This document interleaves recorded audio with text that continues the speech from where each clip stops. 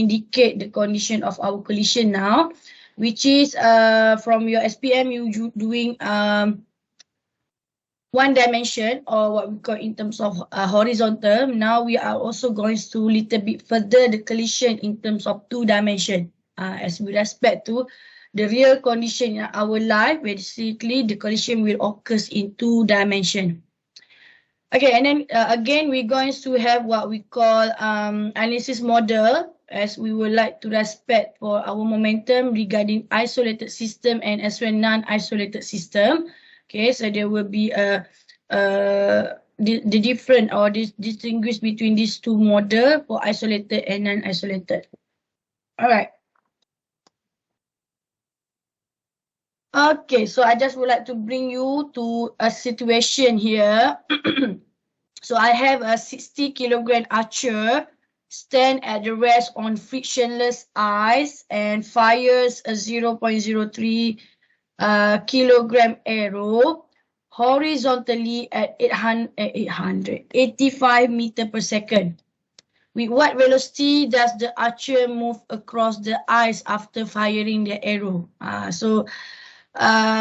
We have this kind of situation in real life as well. So we would like to know what is the velocity for the archer move across the ice after he firing the arrow. Okay, so I believe we have the knowledge in our previous chapter 5, 6, 7 and as well 8 regarding conservation of energy, forces and so on. So we look one by one so that how we can determine the velocity of this archer after he's firing the arrow. Okay, so as we have previous, we have condition of forces. Okay, so basically when we discuss about forces regarding motion model, especially under a constant acceleration. So ingat lagi tak our equation of second law, F equal to ma. So basically this equation with respect to our A here, acceleration is a constant. Ingat lagi tak by the sister? F equal to ma. Ingat boleh ingat. Okay. But then as you can look on the equation itself, the stand, we only have one velocity. And then we don't get another one velocity. So kita nak calculate dia. So A dia tak ada, so macam mana kita nak calculate V dia. So from that information, we cannot use this what we call constant acceleration model from our previous chapter 5 regarding the force. Okay. And then we undergo also regarding the constant force. So kita tak ada constant force dalam soalan. So kita tak boleh nak calculate juga dia punya acceleration and as well the final velocity. Okay. And then after that we move to what we call energy as respect to conservation energy. And as you can see, we are lacking in terms of information about our final velocity respect to the conservation of energy. Okay. So it turned out that we need to come up with a new model, which is what we call momentum. So I believe you already have the discussion, the information about momentum previously. So basically, we can dealing with this situation of archer here respect to our conservation of momentum. So kita go for that discussion lah. Okay. So alright. So in this chapter, we're going to treat our problem, okay, especially regarding the collision in terms of linear momentum conservation. So kita akan buat yang itu. And little bit respect to kinetic energy conservation. So yang tu pun ada sikit untuk kinetic energy as we will respect as well to our velocity. Okay, so again and again, as you refer to your textbook and as well in my slide, when we discuss about linear momentum, okay, the most fundamental law regarding our linear momentum is coming from our Newton's third law. So basically in terms of collision, when as you can refer to this figure 9.1, okay, as I would like to illustrate and respect to our Newton's third law, when these two particles interact with each other, okay, in the interact condition here refer to as they collide with each other. they will be producing what we call same forces acting and different directions of forces. Okay, so means that as they respect the third law, so kita ada F21 previously and F12 due to attraction condition, which is F12 and F21 will have same magnitude but opposite direction. So ingat lagi tak action and reaction condition previous on our third law.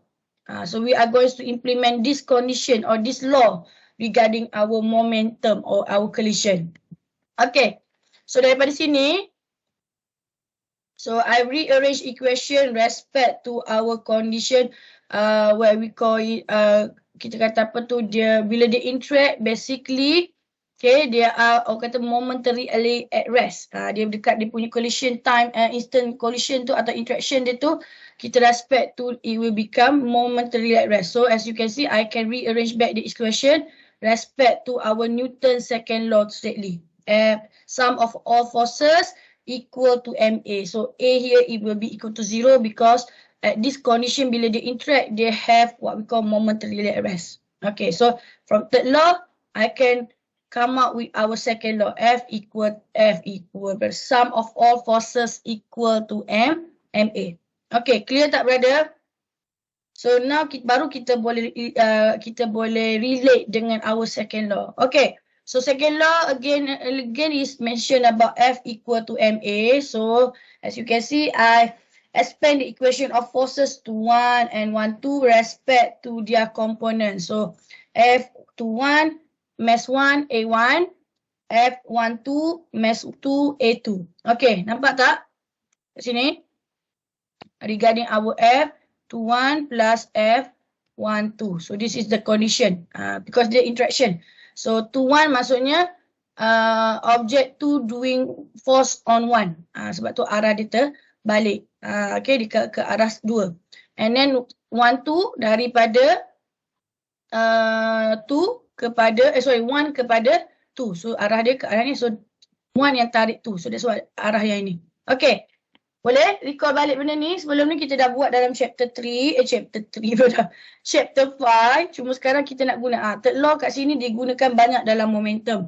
Okay. So daripada A ni, acceleration, we know that acceleration have the dia punya definition ataupun dia punya equivalent equation is change of velocity over time. Betul ke tak betul ni, brother sister? Acceleration is change of velocity over time interval. Are you agree with that? Agree, madam. Okay, and then as we respect to 1, so velocity 1 lah. Acceleration 2, velocity 2. Okay, so as you can see, from this equation, I maksudnya mereka keluarkan d over dt. D over dt and then masukkan M1. So kalau you tengok, this one ialah our momentum. Ingat lagi tak in SPM momentum? Momentum equal to what? MV. So kat sini lah kita punya change of momentum take place from your forces acting on the object. So yang ni means that maksudnya kita ada change of momentum lah. Momentum equal to 0 for this at the particular interact. Okay, on this sebab tu equal to 0. So kita pakai equation ni for our linear momentum. So just orang kata apa, recall back what is actually the definition and as well the statement for our momentum, especially linear momentum. Linear momentum which is the symbol P. Sorry, dia terlupa tadi nak letak ni. Because dia masih lagi vector quantity. Okay.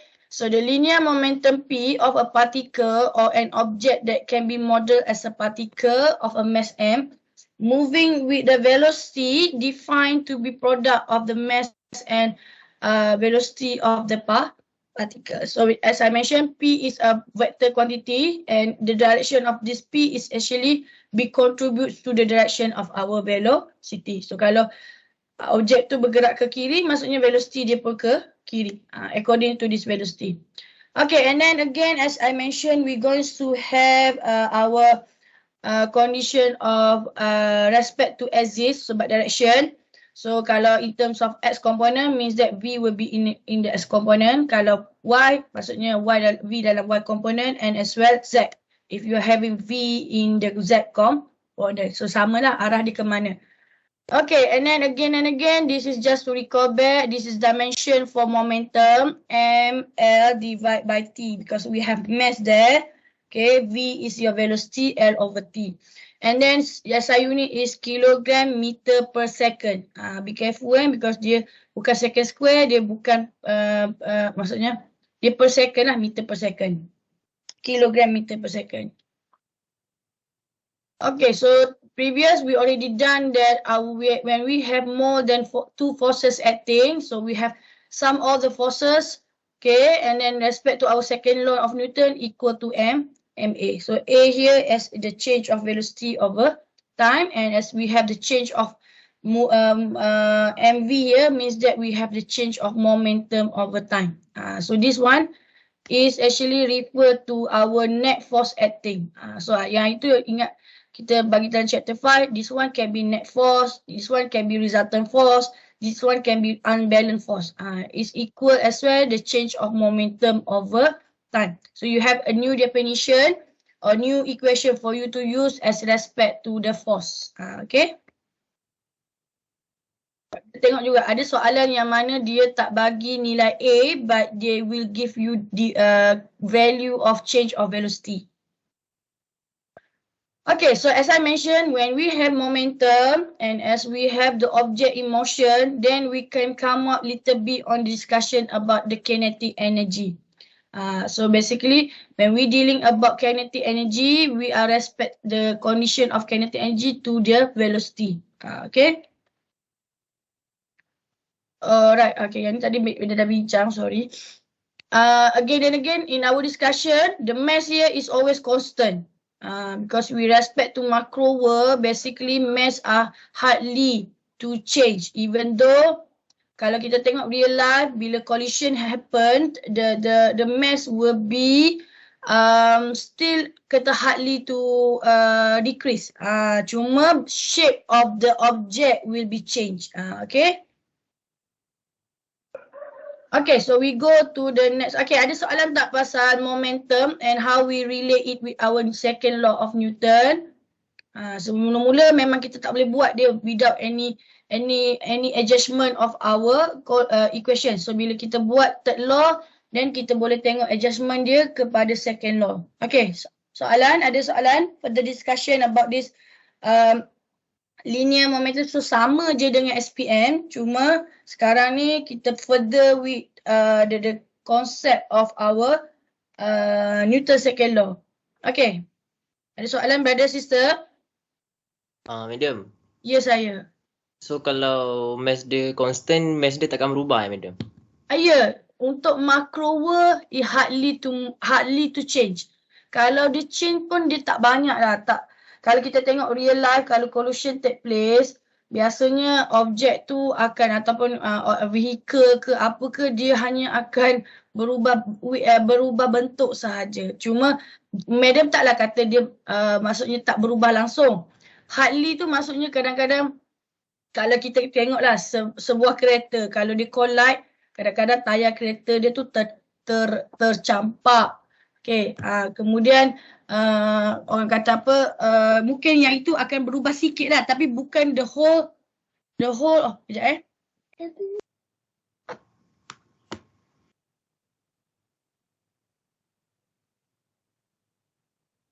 macro world dia agak hardly, maksudnya. Tapi kalau micro world or you go to atomic level, there will be a little bit changing. Yang itu kita tak buat lah untuk micro world. Clear tak brother? Okay. Jadi biasanya shape saja yang kita akan nampak berubah. Kereta tu dah tak nampak kereta lah. You akan nampak dia macam scrap lah. Itu je lah biasanya yang kita akan respect untuk macro world. Micro, atomic level, yes. Atomic level you kena go beyond that. Kadang mass dia boleh berubah. Untuk micro level lah atomic. Untuk macro jarang. Even though shape dia berubah, tapi kita masih lagi respect that dia punya perubahan tu terlalu kecil sampai mungkin 0, maksudnya mungkin 1% sahaja. Itu pun paling besar tu 1%. Tapi that's why kalau you tengok banyakkannya invention of the vehicle dia dah orang kata overcome that things. Try to overcome that decreasing of your mass lah. Mass of the vehicle or mass of the object. Okay. Clear tak pada? So kita memang respect pada constant mass. Mass dia constant. So dalam calculation kita, in theoretical means that the mass is not changing easily. Tapi in real life still you kena ada indicate that little bit on decreasing of mass lah. In terms of shape tu kadang-kadang sebenarnya. Okay? Boleh? Boleh, madam.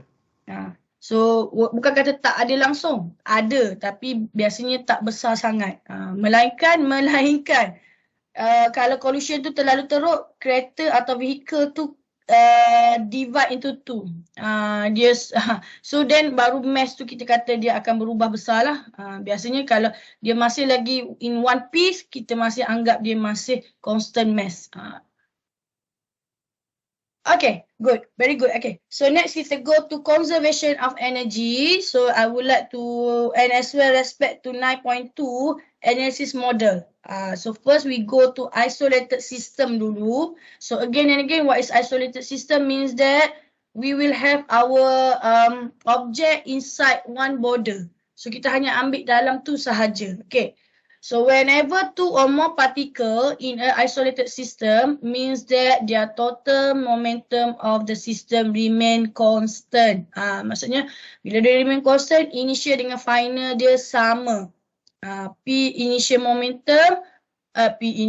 momentum equal to final momentum. And then we can have what we call momentum of the system conserved. So bila momentum of the system conserved, means that our change of momentum will be equal to 0.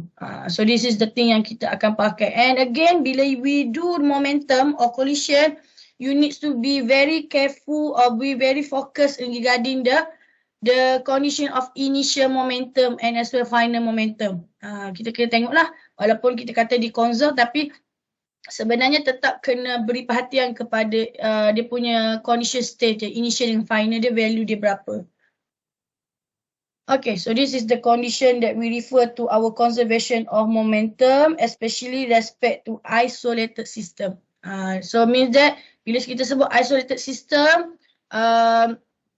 for the energy, the system will be no transfer of energy cross the boundary of the system. So energy dia tak akan cross border, hanya within inside the object or within inside the situation sahaja. Okay, and then as well for the momentum, means that there will be no external forces acting on the object anymore. So kita tak nak yang luar lah, kita hanya inside the system. Macam gambar partikel tadi, dua partikel tu force dia yang itu saja, F12 dengan F21 sahaja. Kita tak nak ada tiba-tiba ada external force. Like macam ada tambahan lagi, yang tu kita tak nak. So kita hanya ada dua kind of forces kalau untuk gambar 9.1 tadi. Itu sahaja yang kita nak force dia. So again I refer to this picture again. So as I mentioned, external forces tak nak. So kita hanya nak yang ini saja yang indicate from these two forces acting between these two particle.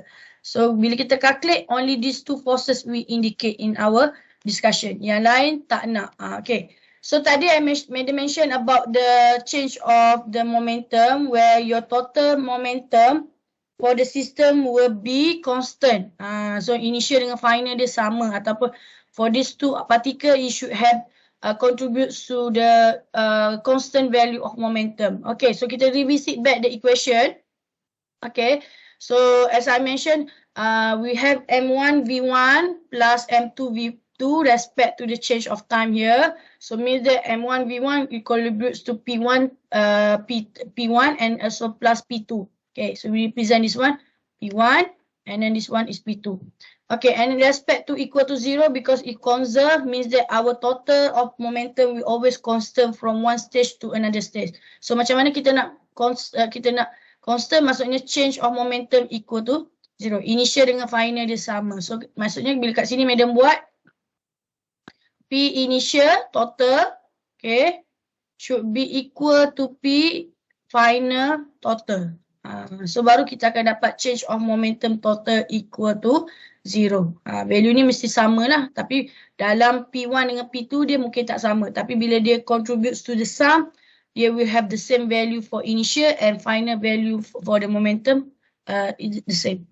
Okay, so dalam ni kita tengok dia bukan truly horizontal. So terus medium terus masuk kepada two dimension lah ataupun maksudnya kepada komponen dia sebab dia bukan truly horizontal and as well truly vertical. So basically every single momentum there we have their components of X, okay, and components of Y.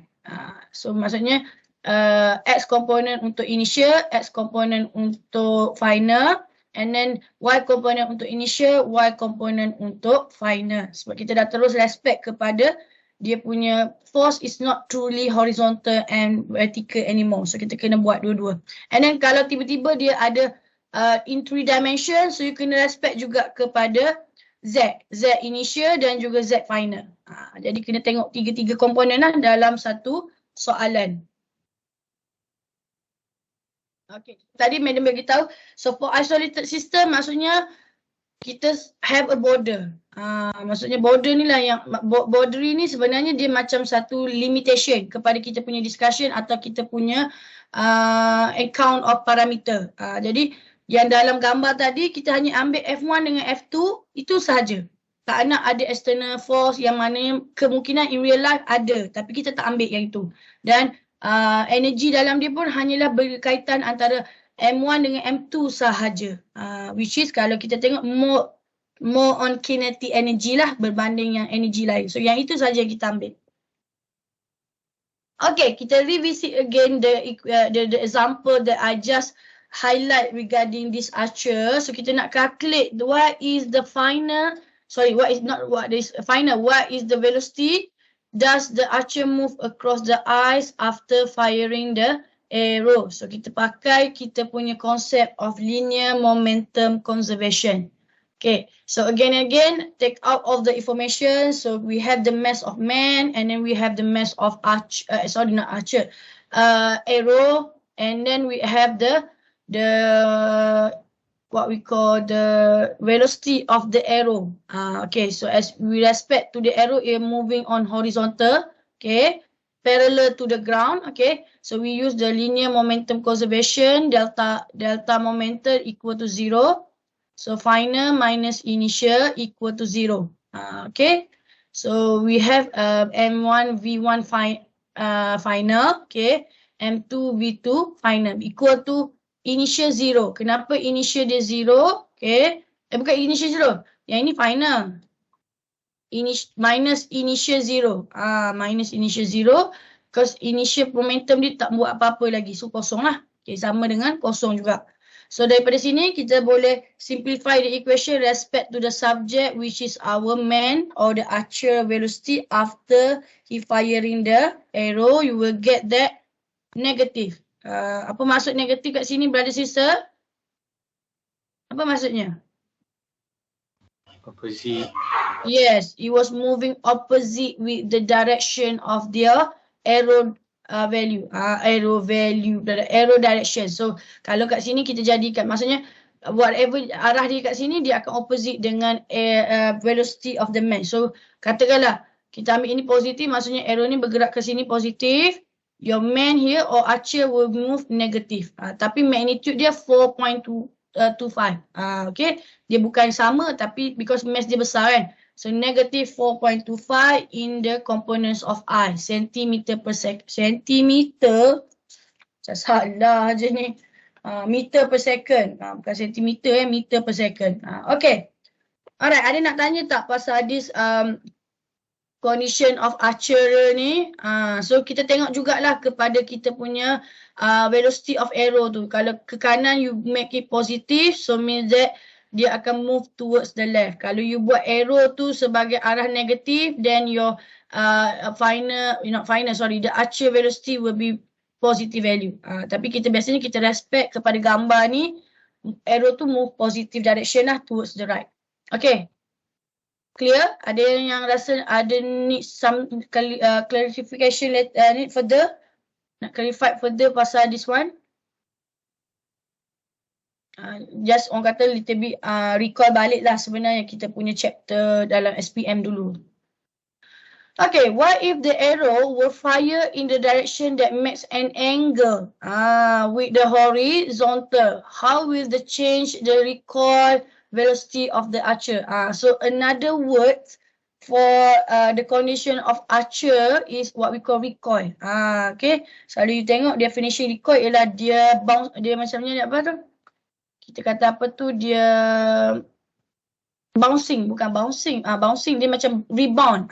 Rebound. Maksudnya dia bertentangan arah. Okay. So again and again we are still using the same equation, but for the arrow you need to indicate the components of cos theta.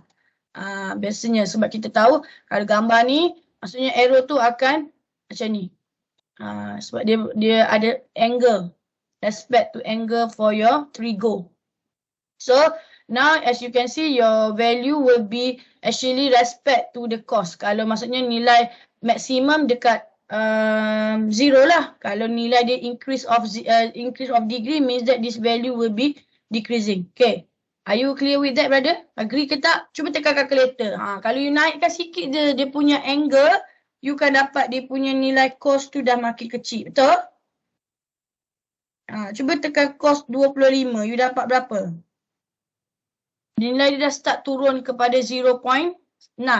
Jadi maksudnya nilai your recoil of velocity of the archer will start going to be decreasing.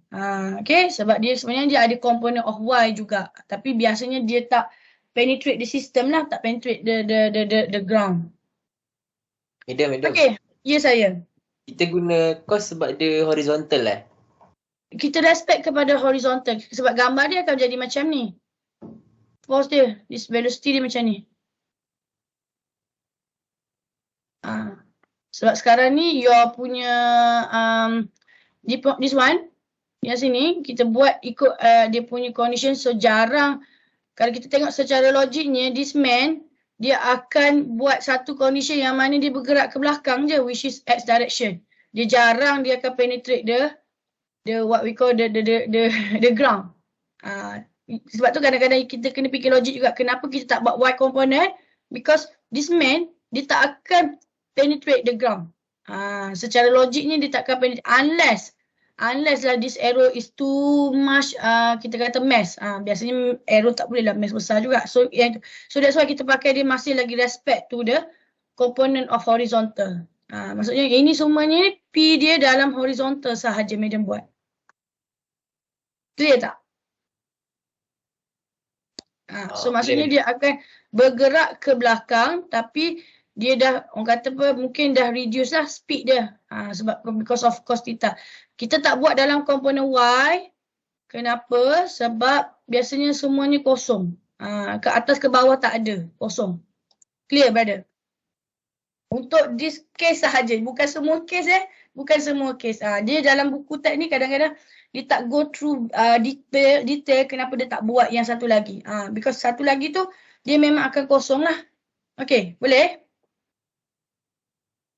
Jadi momentum untuk Y components tu jadi kosong untuk dia tak ada velocity untuk archer tu dalam komponen Y. Jadi kalau kita calculate pun kita tak boleh nak cari nilai dia sebab dia tak boleh penetrate the ground. Okay. Clear tak my explanation tu? Yang lain? Boleh. Jadi kita memang sometimes kita kena ada logic thinking juga. Kenapa tak boleh buat Y? Because dia tak boleh terbenam dalam tanah. Jadi kita tak boleh calculate lah velocity dia. Which is kaki dia masih lagi stay dekat permukaan ground. Okay. Sorry, yang ini kita tak buat. Okay. Alright. Saya Madam terlupa nak keluarkan. Okay, so kita straightly pergi kepada 9.3. Okay, ada soalan lagi tak? Pasal this isolated system. So 9.3, we will go to what we call non-isolated system momentum. But walaupun macam tu, still lagi kita sebenarnya acting like a isolated system. Walaupun nama dia non-isolated system, maksudnya dia masih lagi respect juga kepada kondisi yang kita buat sebelum ni. Because kita masih lagi nak network force tu act on the system is actually conserve ataupun is actually maksudnya sama. Yang tu kita nak. Okay, yang masuk non-isolated system ni kadang tu kita akan ada another forces acting. Contohnya kalau you as we respect to vehicle, there are motion while there are collide, they going to have while it was in motion, dia akan ada what we call friction, air drag dan sebagainya. Yang itu masih lagi kita account as what we call isolated juga. Cuma dalam cases ni dia di luar objek jadi dipanggil non-isolated. Okay, so again and again, we are still going to indicate all the forces acting kalau dia ada, and then as well kalau kita ada varying force. So kita masih lagi respect dalam chapter yang sebelum ni kita ada dua kind of forces, whether it can be a same force but they keep changing, or we have more than orang kata apa forces acting on the same system, macam friction, air drag dan sebagainya. So kita cuma masuk saja dia punya indication and then respect to. Okay, so tadi kita buat force equal to dp change of momentum over time. So this is your value. This is also another contribution for force. So bila madam bawa dt ke sebelah sini, okay, I can come up with the new features atau new parameter which is what we call impulse. Okay, so previous in SPM you have this impulse. So impulse is the change of momentum ataupun sometimes ada orang panggil dia impulsive. Impulsive force. Benda yang lebih kurang sama lah. Okay, so basically this impulse is actually force acting on object over a time. So we can calculate. So sometimes ada orang panggil dia ni impulsive force lah. Again, this impulse is also vector quantity. They will have the orang kata apa, kita kata apa tu resultant ataupun dia punya direction is follow whatever direction of your change of momentum. Okay, so you can calculate by using this equation if you having more than two force, maksudnya more than one forces acting, ataupun if we only have one forces but it keep going to change its value. Okay, contohnya macam spring dan sebagainya, so dia akan keep changing. Okay. Alright, so as we would like to illustrate the condition of our forces keep changing, so biasanya yang paling mudah madam bagi tahu sebelum ni kita akan guna graph. Okay, so again and again, a graph of force versus time. Jangan be careful Yang ni graph force versus time, bukan graph versus x. Jadi, so again and again, bila kita ada graph, kita tahu area under the graph will represent something ataupun represent the magnitude. The magnitude and as well the new parameter. So force time t, you will get your impulse sebenarnya. Okay, so kalau kita ada shape yang macam ni. Straightly we can calculate this shape area under the graph by using our integration as we respect to initial time to final time. So equation yang tadi lah memang kita pakai yang ni. Atau jauh sangat equation dia. Tengok depan. Okay, tetapi okay, untuk shape yang macam ni madam bagi tahu shape yang macam ni dia ada satu kita panggil approximation ataupun kita panggil exception jugalah kepada dia. Sebab apa, kalau kita tengok shape dia ni kita panggil shape yang symmetrical. Kenapa? Kalau kita buat dia punya belahan ni, belahan mana tak cantik, kita divide dia kepada dua, dia akan have symmetrical, kanan dengan kiri sama. Jadi apa yang kita boleh buat ialah kawasan yang peak dia ni ada setengahnya dalam, nanti siapa yang buat high level dia akan ada dipanggil mean, mean value. Maknanya dia ambil separuh, yang ini dia akan belah dua, dia akan letak kat sini. Yang kawasan ni. Ini kita boleh buat juga dalam matematik. Dia ada dia punya rule, regulation dia. Only this kind of shape sahaja, yang mana dia ada peak dia macam ni. Jadi dia akan jadi bentuk, maksudnya as you can see, you can also use the same equation like your rectangular. Nampak tak, brother sister? Instead of using integration, you can also use the same equation like your rectangular. So kita kira je berapa kat sini. Sini berapa height dia. So yang ni dipanggil mean lah, average. Dia ambil average. So berapa value ni dia darabkan ini. So jawapan dia sebenarnya hampir sama. Bukan hampir sama, dia boleh sama dengan jawapan integration. Cuma untuk this kind of shade. Kalau shade yang macam hari tu yang macam mana, macam ni ataupun yang ni tak boleh. Kita nak shade yang di mana dia ada kalau kita tengok, kita belah dua ni, kita nampak dia symmetrical. So nanti letter yang buat when you go high level biasanya ada this kind of concept. Which is with respect to kita panggil dia mean distribution. Yang inilah. Okay, clear tak brother sister? Cuma biasanya dalam silibus kita jarang bagi shape macam ni. Cuma nak bagi tahu bahawa in letter study memang ada bentuk macam ni. Cuma dia punya condition yang macam ni sahaja, yang ada peak macam ni. Yang kalau macam ni tak nak. Yang ni tak boleh buat. Okay. Boleh brother sister? Can you follow the discussion? Follow. Jadi kalau macam ni, you boleh guna shape like your rectangular. So pakai je equation rectangular biasa. So dapat nilai yang sama sebenarnya instead of using integration. Okay, so we already discussed about impulse. So change of momentum is actually equal to impulse, which is reference to net force acting. Hanya condition ni hanyalah berlaku bila kita punya net force acting on the particle. Kalau selagi you tak calculate net force, kita tak boleh guna this equation. Okay, so biasanya bila kita buat impulse, we are actually have what we call impulse approximation. Apa maksud dia? Assume one of the forces exerted on a particle acts for a short time, but it's much more greater than any other force present. So maksud betul lah kalau kita nak buat pasal impulse. So nilai ni very small. Short time interval ni, then you will have your value of impulse is very greater. Okay, force is greater. Force is greater. So this is one of the. So kita buat one example here so that we can strengthen our understanding before we go to the collision. Okay. So basically, one of the features for a vehicle is the bumper. Okay, so because there will be the point ataupun the place where you will be hit first. The vehicle will facing the collision first. Yang lain tu dia akan kemudian lah. Tapi yang the first is the kata bumper. Okay, so basically manufacturers they are many manufacturers they are who are inventing about vehicle ni, dia akan pay more attention about bumper lah. Okay, so we would like to indicate how good are the bumpers. Okay, in a particular car crash test, okay, a car of mass 1,500 kg collides with a wall as shown in the figure.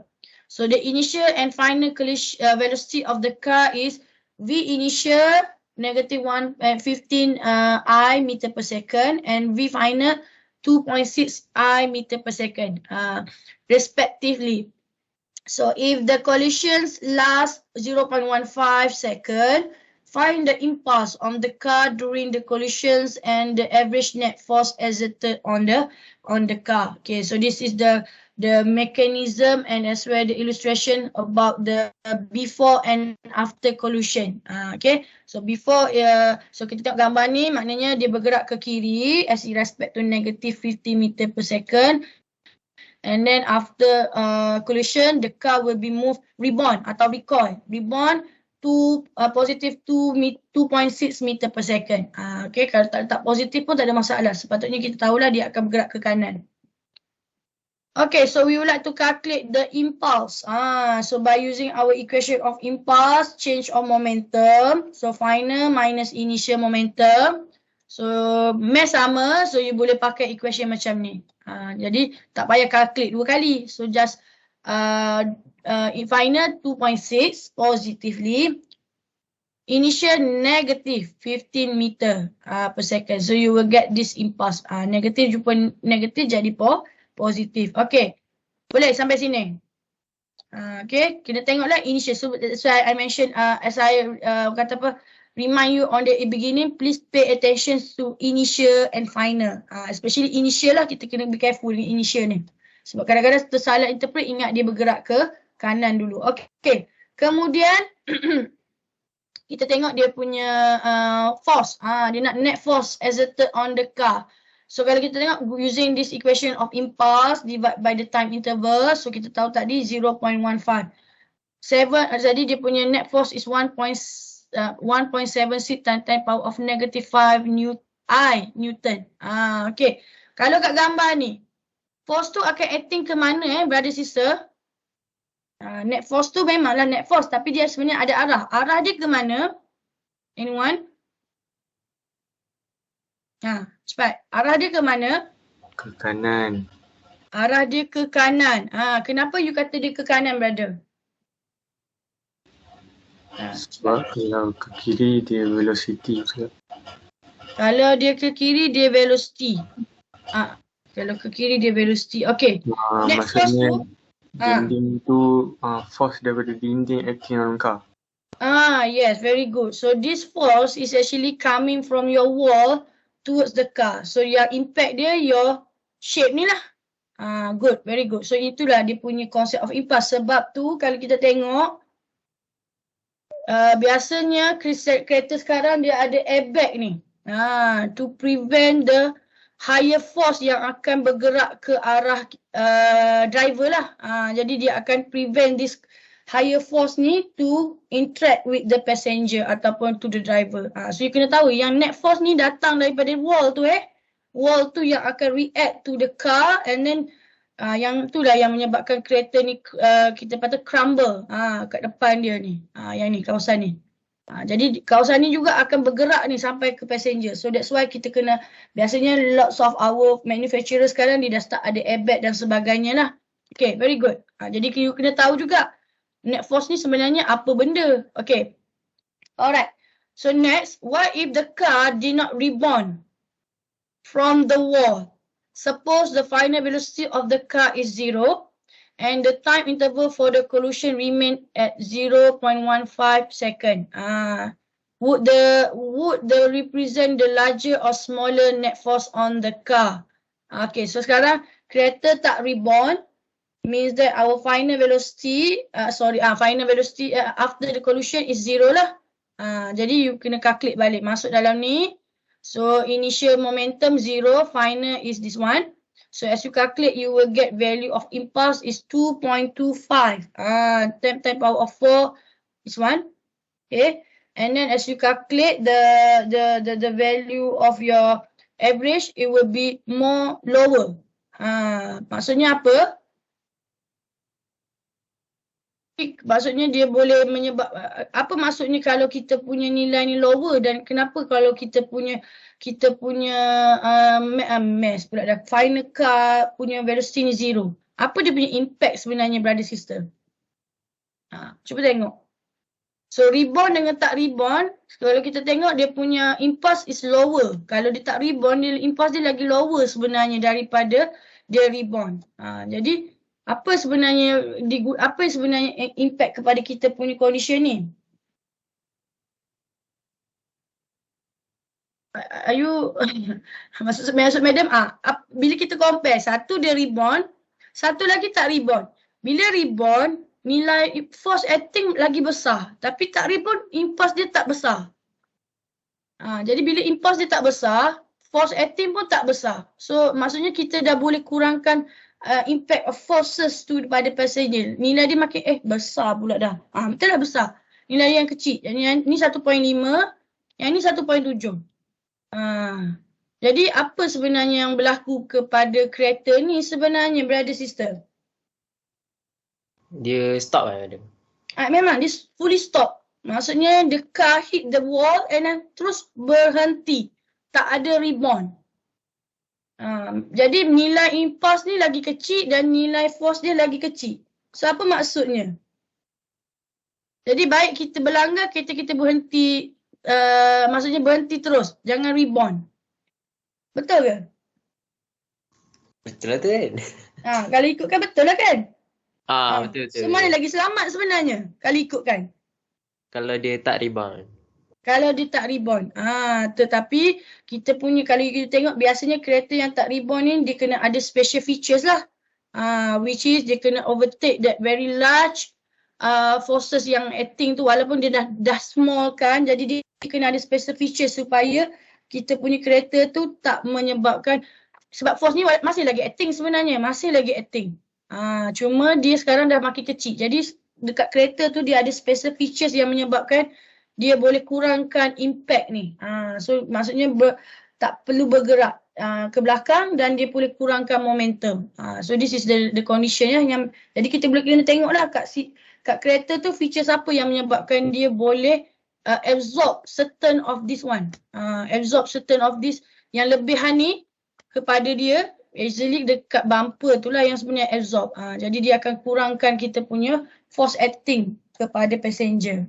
So siapa yang nak buat vehicle nanti yang masuk automobil kena tahu jugalah. So features apa yang you nak buat supaya kereta tu lagi selamat, lagi kurang forces acting to the passenger. Okay. Alright, so kita tengok one example. Kita masuk sikit pasal one dimension and then kita have 5 minutes break and then we coming back with the second condition. So collision in one dimension. So yang ini sebenarnya kita dah buat dekat SPM. Okay, so basically when we discuss about collision, kita ada 2 major group. Satu elastik, satu lagi apa? Pernah dengar tak? Pelanggaran kenyal dengan pelanggaran tak? Inelastic. Inelastic atau tak kenyal. Okay, so basically kita akan dealing with these 2 condition in our 1 dimension and 2 dimension. So you kena tahulah dalam soalan apa keyword dia yang represent collision elastic, apa keyword yang represent inelastic. Okay, kita tengok dulu elastic. So when we discuss about elastic collision, basically the momentum and kinetic energy are conserved. So kita akan buat dua-dua condition momentum dan kinetic energy dia conserve. Okay, so maksudnya initial dengan final momentum is the same. Kinetic energy initial and final also the same. So that's why dia conserve. So biasanya when we discuss about elastic collision, dia ada banyak features juga. Cuma yang kita buat ialah kita panggil perfectly elastic collision. Yang kita buat untuk kita ialah elastic collision. Perfectly elastic collision biasanya berlaku dalam micro level. Micro level. Tapi for our discussion kita hanya buat makro. Makro ni apa? Macroscopic collision ni apa? Maksudnya kereta, truck yang you boleh nampak straightly. Yang kita boleh observe daripada mata kita. Yang lain tu kalau macam atomic level you have to use under microscope. Yang itu kita kena go beyond lah. Yang tu kita tak buat. Yang kita buat hanyalah microscopic. So biasanya in the real life biasanya energy akan ada deficiency, dia akan ada pengurangan dalam real life. But due to our deformation dan juga banyaklah kalau kita dengar pollution, kalau kita tengok pollution, observe a collision, dia akan ada banyak energy loss sebenarnya. In terms of dia punya shape, in terms of dia punya sound, in terms of heat itself dan sebagainya. Tetapi for our discussion, for ideal case, our syllabus is respect to what we call ideal case. Maksudnya benda-benda ni tak berlaku. Benda-benda ni tak berlaku dalam kita punya case. So kita akan ambil dia punya, there will be no transformation of kinetic energy to another type. Maksudnya dia hanya kinetic energy transfer ke final atau initial transfer ke final. Macam tu saja. Tapi masih lagi kinetic energy. Yang lain tak ada. So this is in our syllabus. Kita buat yang ideal case sahaja. Kenapa tak gerak? Okay. Okay. Kemudian, okay. Second case, we call it inelastic collision. So apa beza dia dengan elastic? In elastic collision, momentum conserve but not kinetic energy conserve. Not kinetic energy. The kinetic energy not conserve in this elastic. So nanti kita akan tengok features dia kat mana dia tak conserve, macam mana kita nak recognize dia tak conserve. Okay, biasanya yang paling senang untuk kita recognize dia, the objects stick together after the collision.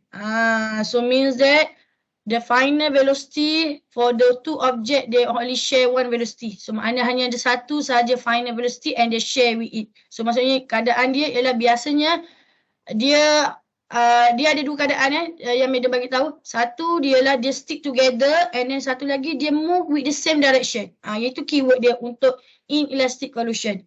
Jadi nanti kita akan tengok juga dalam soalan, so you can recognize this one is inelastic collision. Okay.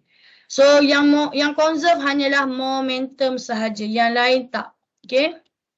Yang lain tak tu macam banyak je yang lain. Yang lain tu maksudnya kinetic energy tak conserve. Okay. So kita tengok yang types of inelastic collision. So kita pakai perfectly inelastic. Perfectly inelastic ni maksudnya condition yang dia buat ialah dia stick together. Cuma Madam perasan ada soalan tutorial juga dia tak semestinya stick together tapi dia share same direction. Dia share same direction pun kita boleh kata dia adalah perfectly inelastic. Okay, sebagai contoh. So as you can refer to your textbook in the page of berapa ni 220. So initial I have this object 1 dengan object 2, they are actually moving toward each other with this direction of velocity. Okay, kalau walaupun dia tak bagi tahu dia punya explanation, dia tak cerita, kita boleh buat cerita sebenarnya pasal gambar ni. So M1 is moving towards the right and M2 is moving towards the left. Respect to this arrow of their velocity. And then after the collision, the particle move together. Okay, so as you can see, this object 1 dengan object 2 will stick. Stick tu maksudnya dia melekat lah ataupun dia bergerak bersama-sama dengan one final velocity only. Tak ada dah lagi satu arrow of velocity, tak ada. So this is what we call perfectly inelastic collision. Jadi kalau you tengok momentum conservation, sama lagi initial M1 V1 initial plus M2 V2 initial. So initial dia separate, dia masih lagi separate. Tapi be careful M2 dia punya arah ialah negatif. Jadi masuk kat sini nanti negatif lah. Tapi bila final momentum M1 plus M2 because dia stick. So dia macam satu objek sahaja dengan mass yang kita gabungkan. Dan final velocity pun satu sahaja. So this is perfectly inelastic. Okay. Final velocity will be this one. So kita hanya ada satu. Jadi this is how kita interpret condition kita dalam soalan. Dia takkan bagi tahu kadang-kadang this is inelastic atau elastic. Kita kena recognize dia punya condition ataupun dia punya keyword. Okay. Yang ni pun samalah, madam.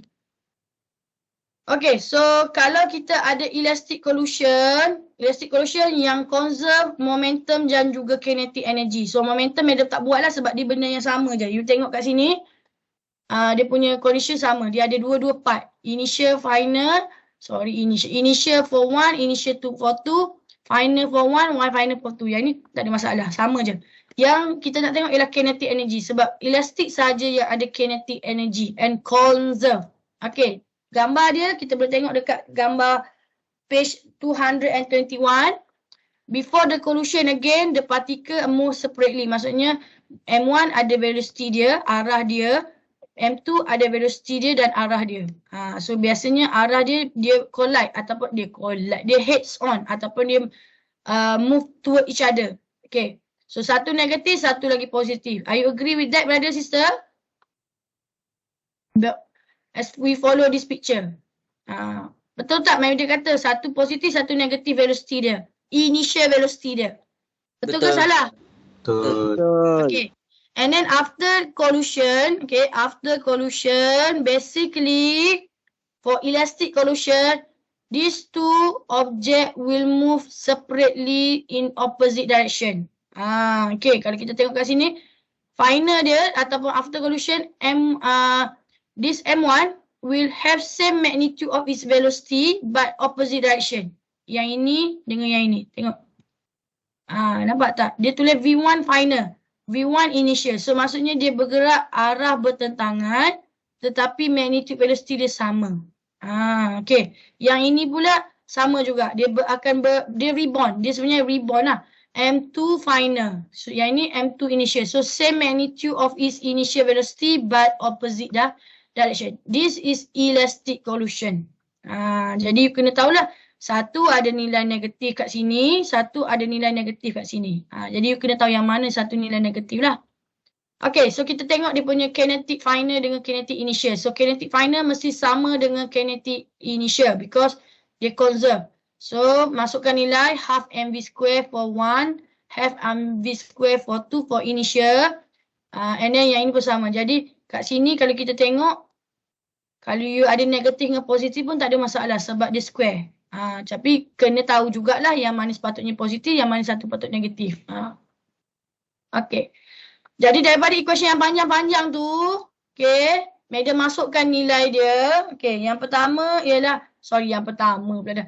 Daripada initial dengan final condition, kita groupkan dia. So 1 dengan initial dia, dengan final dia, 2 dengan initial dia dengan final dia. Nampak tak? Ini Madam groupkan dia. Ini final, ini initial, ini final. Ini initial, ini final. Okay. So yang ni sebab kita dah potong, okay, nampak? Potong ni. Okay, sekarang ni kita masukkan, kita groupkan dia ikut condition dia respect to dia final and initial, M1 dengan M2. So, kemudian kita tahu daripada equation macam ni, okay, equation macam ni, kalau kita nak factorize, ingat lagi tak factorize dalam matematik, pemfaktoran. So, equation ni ialah dia punya resultant, kita kena faktorkan dia. Jadi macam ni. Jadi you kena buka balik lah dalam matematik macam mana nak faktorkan. Sama juga yang ni, faktorkan. Kemudian bila kita dah faktorkan dia, sekarang kita nak dia punya equation jadi macam momentum. Nampak tak? Ada benda yang Madam boleh jadikan dia macam momentum.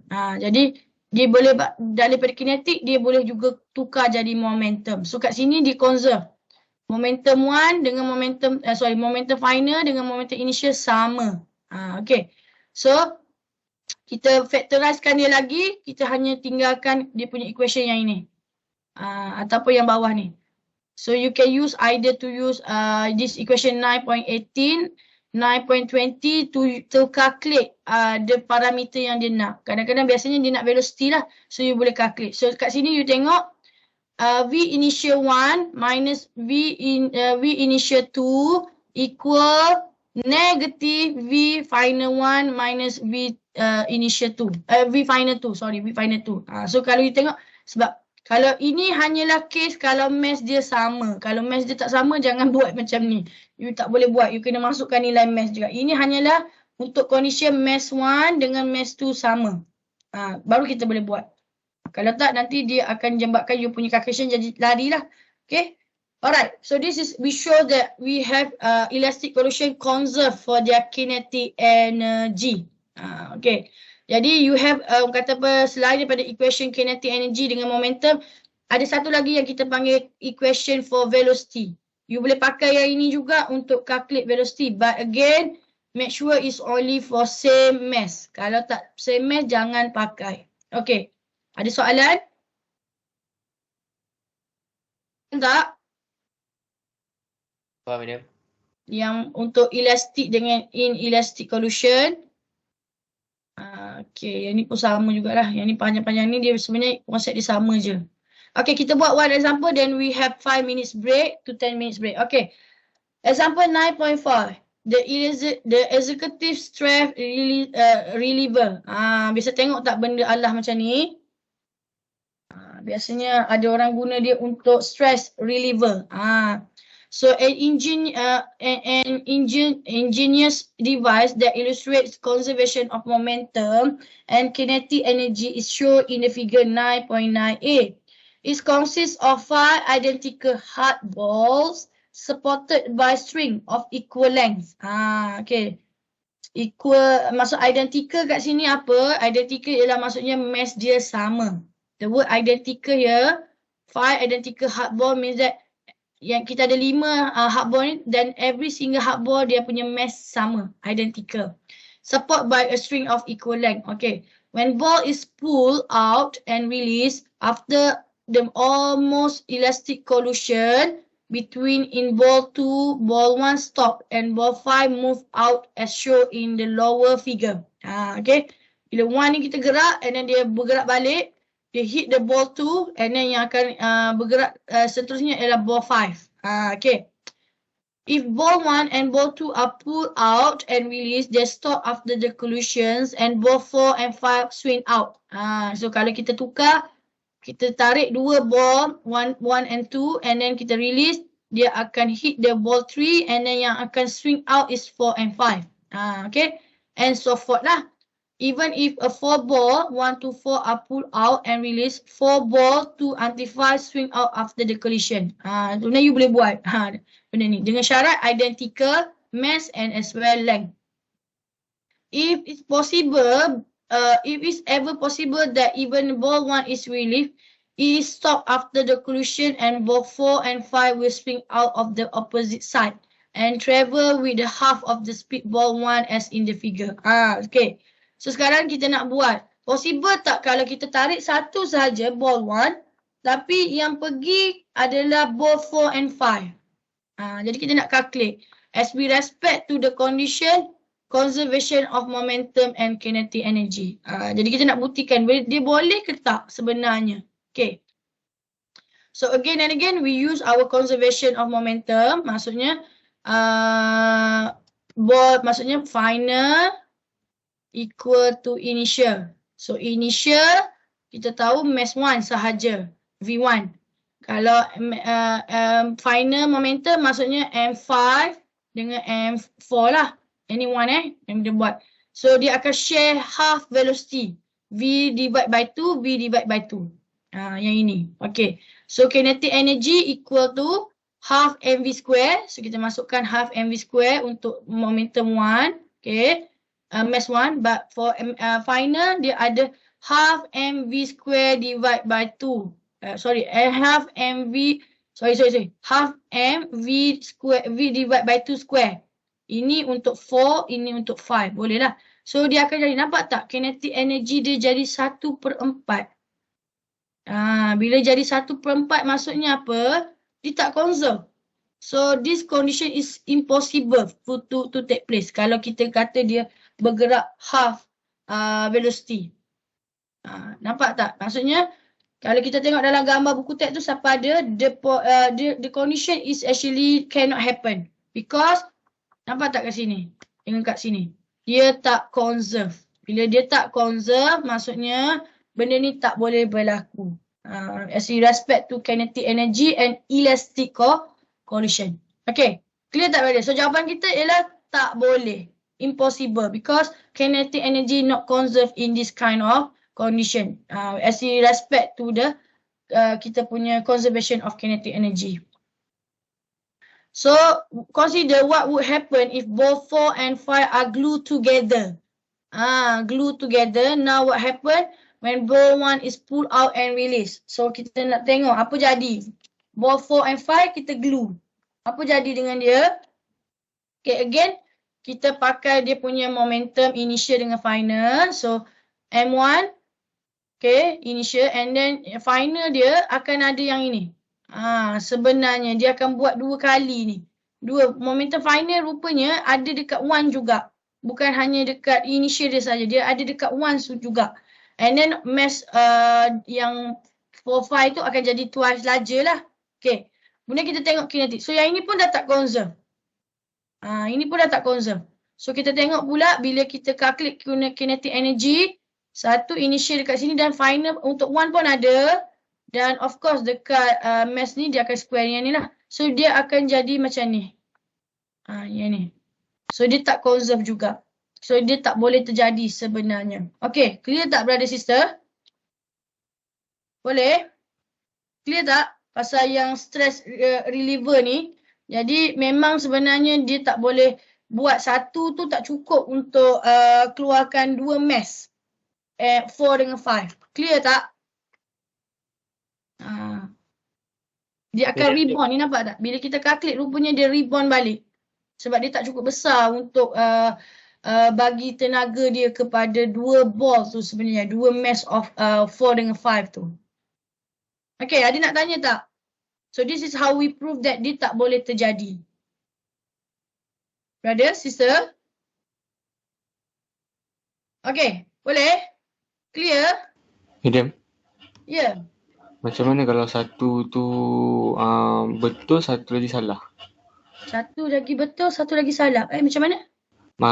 Macam satu tu 1/2 V mv square, satu lagi tu negative 1/3. Itulah ini sebab dia rebound ni, dia rebound a part of the energy sebab dia kecil, dia nak gerakkan yang besar. Jadi dia jadi separuh lagi tu rebound balik kepada dia. Sebab tu dia ada final velocity kat sini. Nampak tak? Ini yang menyebabkan rupanya bila dia satu saja kita gerakkan dia dan kita gluekan 4 dengan 5. 4 dengan 5 tu mass dia besar, 2 kali ganda daripada move 1. Daripada yang ball 1. Jadi dia sebenarnya dia akan rebound juga. Maksudnya bila kita lontar, bila kita tarik dan dia bergerak, bila orang kata apa, 4 dengan 5 ni react, a part of the energy will rebound back to 1. So kita akan nampak ball 1 tu akan rebound. Clear tak pada? Okay, clear. Dia rebound balik. Sepatutnya dia tak rebound. Sebab kalau ikut hukum dia, gambar ni, kita tarik 1, yang nanti 5 akan react. Yang ni akan stop, dia akan duduk kat sini.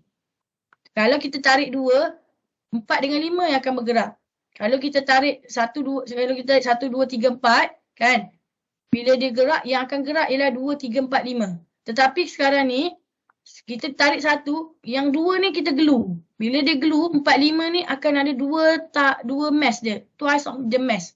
Bila twice of the mass, a part of the energy yang be transfer to 4 dengan 5 ni akan react balik. Dia akan patah balik pergi ke 1. 1 ni pun akan bergerak balik macam ni.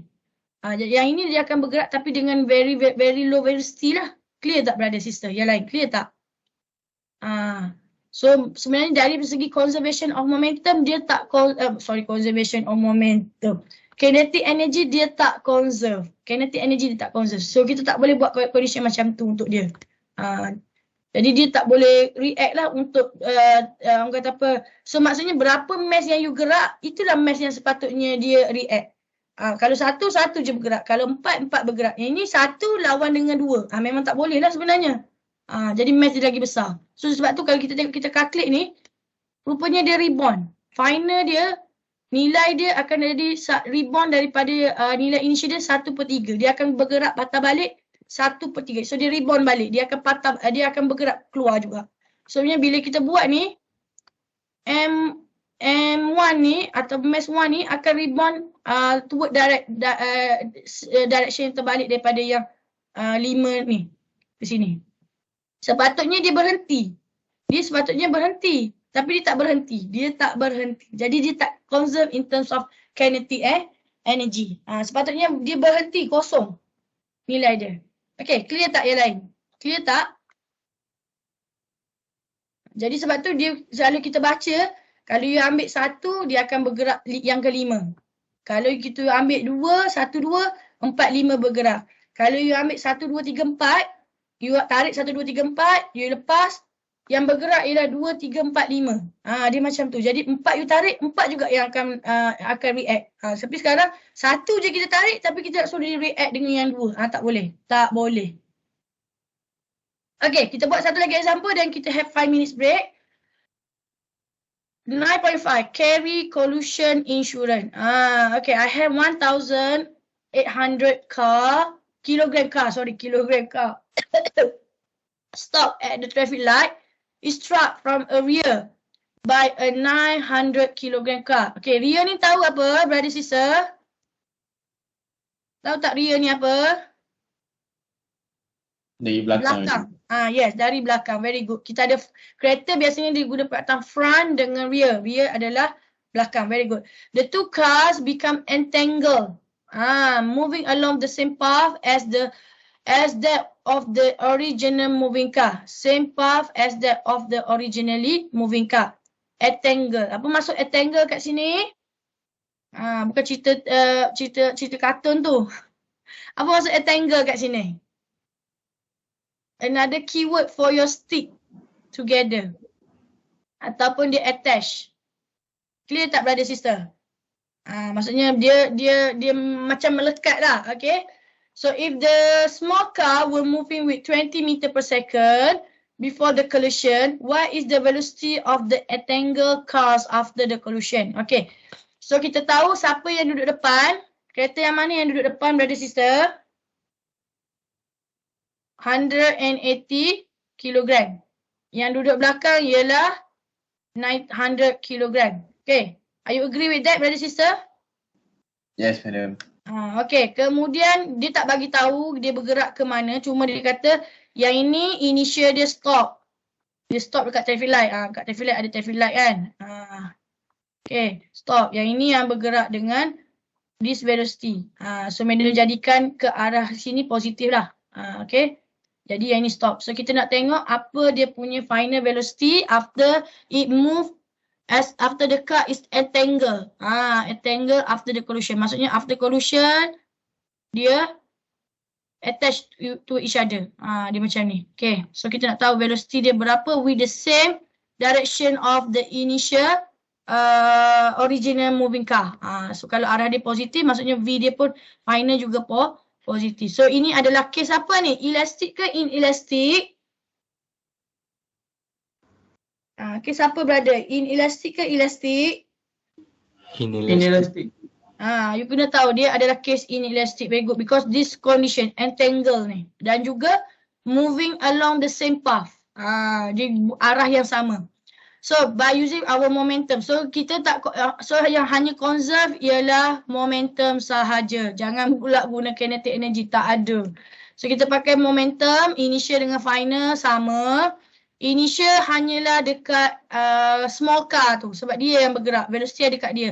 Yang bigger car tu atau bigger mass tu tak bergerak. So kosong. You nak letak pun boleh, tak nak letak pun boleh. Jadi medium tak ada masalah sebab dia tak bergerak.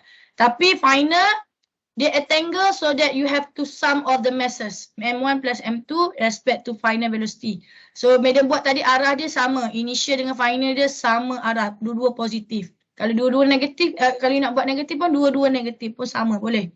So we will calculate that our final velocity for the both car it will be 9.97 meter per second. Logik lah sebab dia lagi besar mass. So dia punya velocity akan lebih kecil. Kalau tiba-tiba you dapat lagi besar daripada 20 meter per second, kena recalculate balik. Mungkin ada salah termasuk nilai. Okay, suppose we exchange the mass of the car, masses of the cars. What if a stationary 900 kilogram car is struck by a moving 1800? What is the final velocity? Is the final speed as the same as before? Secara logiknya pun kita boleh fikir dia akan tak sama. Tapi kita nak calculate lah. So sekarang yang bergerak ialah 1800 darat dengan 20. Speed yang sama. Cuma kita tukar kedudukan je. Sekarang 1800 yang langgar 900. So kita akan dapat dia punya velocity increasing 13.3 meter per second. Tapi dia lagi rendah pada yang inilah. Jangan pula tiba-tiba dapat 23. Itu salah lah. Okay. So we're going to have 5 minutes break to 10 minutes break. We coming back with the next example dan juga last will be the two-dimensional collision.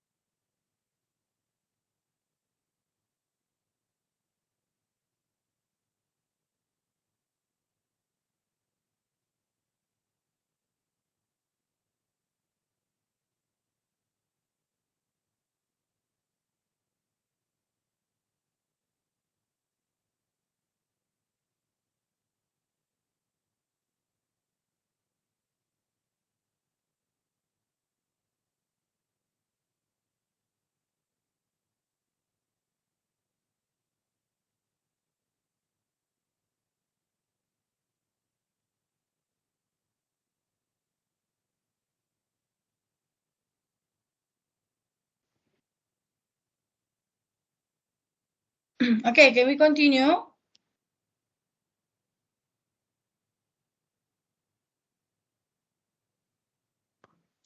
Okay, brother, sister, can we continue? Boleh. Okay, you can refer to your textbook for this example 9.6 in the page 224, the ballistic pendulum.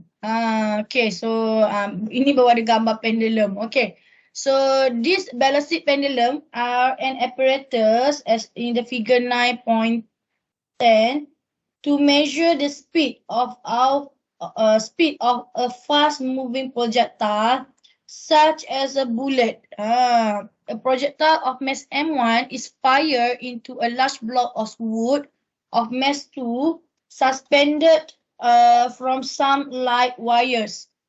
The projectile embeds in the block and entire system swims through a height h. How can we determine the speed of projectile from a measurements of h?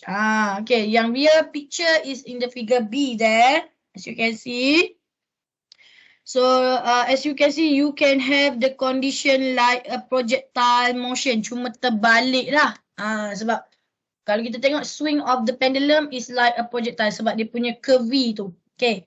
Tapi sekarang kita nak calculate what is the speed of projectile from a measurement of h. Okay, daripada gambar yang real tu, we come up with the illustration of mechanism. So initially, we fire a bullet. So as you can refer to this picture of bullet here, we M1 with the V initial A, which is refer to this object, the bullet.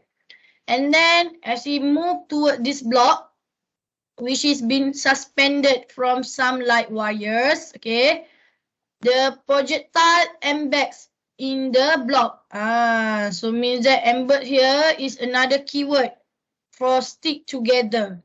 Nampak tak dia terpelosok ke dalam blok ni dan dia akan swing through a entire system. Entire system maksudnya block dan juga this bullet will be swing through a height h. From this in condition sampai height h. So ada berapa maklumat kat situ kita kena gunakan untuk calculate what is the speed of projectile from a measurement. Okay. Jadi nampak macam simple tapi dia ada a few trick kat situ yang you kena tahu. Okay.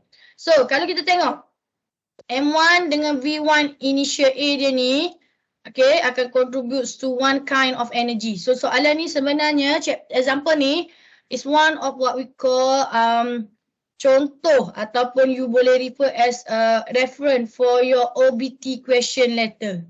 Dia adalah integrated question. Dia ada 2-3 chapter dalam satu solution. Okay, kita tengok solution dia. So first, I would like to use my momentum. So kalau kita tengok dia adalah case elastic collision. So maksudnya you have to calculate one by one. So yang ni initial momentum untuk dia. Ini initial momentum untuk dia. Dia punya condition ialah macam ni. Ini before, ini after. Jadi you kena buat. So initial yang ini tambah yang ini, final yang ini dengan yang ini. Maksudnya mass dia tambah dengan dia punya velocity. So kalau you tengok initial velocity M1 V1A, M plus M2 V2A. Tapi kalau ikutkan yang ini tak ada sebab kosong. Sebab dia punya suspended. Dia vertical. Tapi dia dalam bentuk vertical. So suspended boleh. And then final momentum dia ialah M1 plus M2 times the velocity B. Velocity B ini yang dia bergerak. Okay, after the collision. So yang ini kita masukkan. So this is your first equation untuk conservation of momentum. Yang inilah. So 1. Okay, kemudian kita nak calculate speed. So kalau kat sini VB ni tak cukup maklumat. Jadi kita kena calculate dia punya equation by using our kinetic energy. So you kena calculate kinetic energy dekat B tapi still lagi kena respect dekat A juga sebenarnya. Okay. Dekat A juga, dekat ni. Okay, kalau you tengok KB is kinetic energy dekat point B ni, dekat sini, dekat kawasan ni. Okay, so half MA plus M1 plus M2 sebab dia bergerak the whole system. VB square. Okay, sampai sini. Ada yang nak tanya kenapa madam pakai half M1 plus M2 times VB square? Sebab kita hanya ambil kinetic energy dekat point B sahaja, kat point sini. Ini dia panggil dia point B lah. Ini point A. Ini point C nanti. Okay, boleh tak follow the discussion? Walaupun kita kata dia adalah inelastic solution, tapi madam tetap kira dia punya kinetic energy because kita nak tahu velocity dia. Dia tak conserve tapi dia tetap boleh calculate. Kita boleh calculate nilai dia. Okay, boleh tak ni brother sister? Clear tak ni? Kenapa madam pakai equation ni? Okay, sebab dia ada banyak stage tu. Yang dekat mula-mula B tu dia buat dia punya condition velocity dia dalam, dia baru nak start bergerak ke atas, swing tu. Okay, so simplify equation ni, tapi sekarang madam masukkan VB daripada sini, masuk kat sini. Nampak? Dia dapat equation ni. Yang panjang-panjang ni, dapatlah KB dia berapa. Okay, kemudian bila dia swing, kita tengok dia swing from this high ataupun this position towards this position. Maksudnya kat sini dia akan ada satu lagi tenaga selain daripada speed due to kinetic energy which is due to height. Apa dia punya jenis tenaga tu brother sister? Kalau due to position atau height, apa jenis tenaga? Tenaga apa yang dia ada? Kita buat sebelum ni. Gravitational. Very good. Gravitational energy. Yes, gravitational potential energy. So madam ambil dekat point B dengan point C. So point B straightly 0. Sebab dia lebih, kita kata kat sini kita jadikan dia Y equal to 0. Jadi kawasan ni semuanya Y equal to 0. So kat sini potential energy pun kosong, sama. Alright. YC M1 plus M2 GH. Okay, GH. Terus kita calculate dapat dia 3GH. So kita masukkan dalam equation delta K plus delta U conservation of energy equal to 0. So KC minus KB plus UC minus UB. So KC 0. Kenapa KC 0? Bila dia move to this H, rupanya dia akan momentarily arrest. So ini maksimum dia. Dia akan momentarily arrest and then dia akan patah balik. Okay, so yang tu you kena interpret. Kadang-kadang you kena imagine. Dia swing sampai satu H ni sebenarnya dia akan momentarily arrest. So that's why kat sini kosong. Yang ni kosong lah. Okay. Masuk balik KB tadi yang panjang-panjang ni. M1 square V1A square divide by 2 M1 plus M2 plus UC minus UB. UB kosong. Senang ke mudah? Ada benda yang you guna konsep kosong. Okay. M1 plus M2 GH equal to 0. And then as we simplify, we will have that the equation of your VA dapat yang ni. Masukkan balik dalam ni, you akan dapat VB. Dia nak VA ni because daripada sini you akan dapat nilai VB. Masuk balik dalam equation ni yang baru dapat VB. Panjang-panjang tu lah. Okay. Alright, example ni madam tak nak buat sebab dia sama je konsep dia, cuma dia kena ada spring. You can refer it the step one by one so you can calculate. So kita dah buat sebelum ni spring, cuma sekarang objek ni ada mesh, satu ada mesh, satu lagi ada mesh dengan spring. You kena tahu. Alright, so I will straightly go to the last, the second last subtopic here. Collision in two dimension. So tadi kita buat semuanya dalam satu dimension, cuma tadi yang example balas stick tu dia little bit dia ada dua dimension, cuma kita tak guna dua dimension dia. Yang ini yang betul-betul two dimension yang kita akan buat. Okay, so again and again when we discuss about collision, we need to encounter the momentum is conserved in all direction. Momentum dia. So X dengan Y conserve. Kalau ada Z pun conserve. Okay. Yang tak conserve-nya kita kena tengok dia punya condition, elastic atau inelastic. Kalau inelastic maksudnya kinetic energy tak conserve. So yang elastic saja dia punya energy conserve. Okay. So as you can refer to your textbook, so I have this particle. So in the page 228, I have a particle 1 is moving at the velocity 1 initial. And particle 2 is at rest. So kalau kita tengok gambar ni, V1 is moving towards positive direction, which is M2 is located while it was at rest. Okay. And then in the x direction, the initial momentum is M1 V1 initial. So kalau kita tengok gambar ni, M1 ni dia lebih bergerak secara horizontal. So means that component X sahaja yang ada, Y tak ada. Okay. If the direction is, in the Y direction, the momentum is 0. For initial, for initial.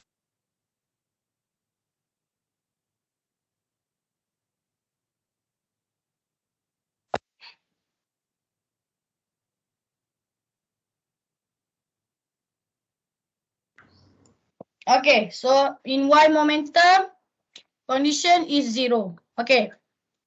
But then after the collision, okay, the momentum in, so kalau kita tengok after the collision, the two object M1, particle 1 dengan particle 2, now dia diverge. Dia macam kita kata apa tu, bahasa Melayunya apa nak kata, terlencong.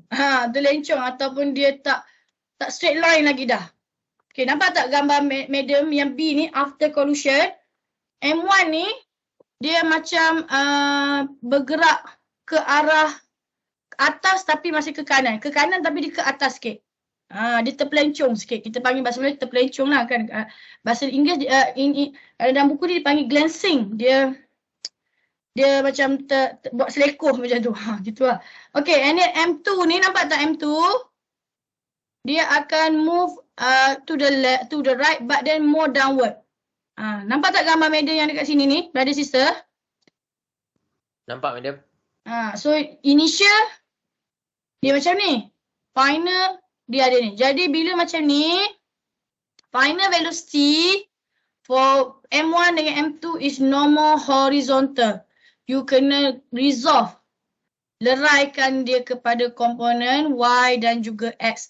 Respect to the angle towards the horizontal. So after the collision, the momentum in X direction is M1 V1 final cos theta untuk M1. M2 V2 final cos psi. Psi ni sebab angle yang ni. Untuk M2. After the collision, the momentum in Y direction is M1 V1 sin theta. Positif ke atas. Minus sebab M1 V2 final sin psi is downward. So straightly dikeluarkan. So jadi negatif. Okay, yang satu positif sebab dua-dua ke atas. Yang satu lagi satu ke atas, satu ke bawah. Untuk vertical, untuk Y component. So inilah yang kita panggil glancing. Glancing tu this condition, dia melencong. Dua-dua tu dia bergerak diverge. Okay.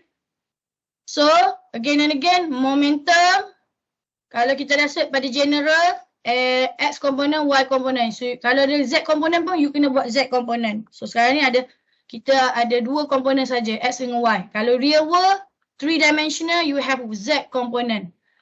So change of momentum in X component equal to 0. Dua-dua pun, Y pun kosong. Tapi you kena masukkan setiap nilai. Yang ini berdasarkan gambar tadi. Berdasarkan gambar tadi. So untuk initial velocity untuk M1 tak ada, kosong. Jangan pula tanya madam, kenapa M2 tak ada kat sini? Memang tak ada. You nak tulis pun boleh. Tapi sebab dia kosong, jadi kita buat dia terus kosong. And then M1, ini final. Dia ada cos theta, yang satu ada cos psi. Y kosong. Tapi final ada. Y memang dua-dua kosong. M1 kosong, M2 pun kosong. Sebab dia punya velocity dalam Y component tak ada. Okay. Final velocity. So yang ini ialah case, biasanya kita panggil case elastik. Sebab dia bergerak dalam arah yang bertentangan. Walaupun dua-dua nampak macam nak ke kanan, tapi kita masih lagi kata dia bukan direction yang sama. Satu ke atas, satu ke bawah. So that's why kita boleh pakai kinetic energy conserve. Okay, yang ini untuk this condition. Okay, kita buat one example. Bukan one, two example actually. Okay, to see the collision regarding two dimensional. Ini yang real things happen in our life. Okay.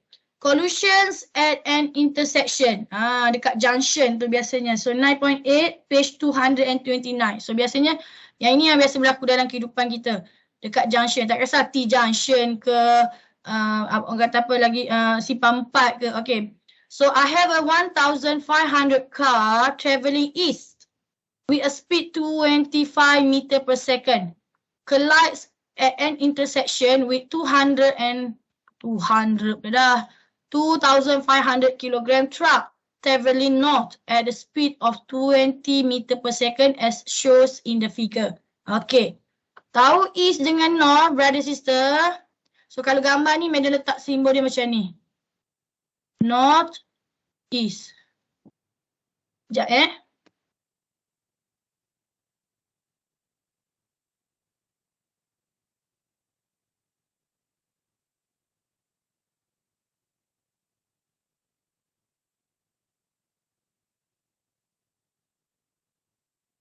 Okay, so north will be toward the right.